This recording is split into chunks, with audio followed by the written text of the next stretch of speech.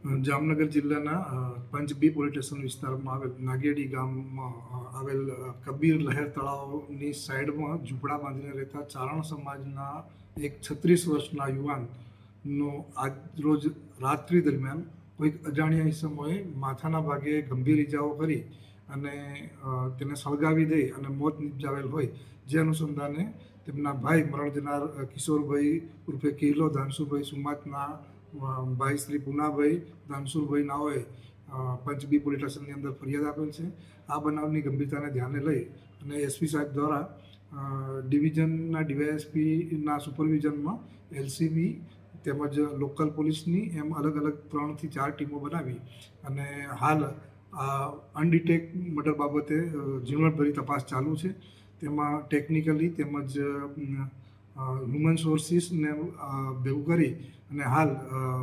ગુનો ડિટેક્ટ કરવા અને કેવી રીતે મર્ડર થયું છે તે બાબતની તપાસ તજવીજ કરી રહેલ છીએ।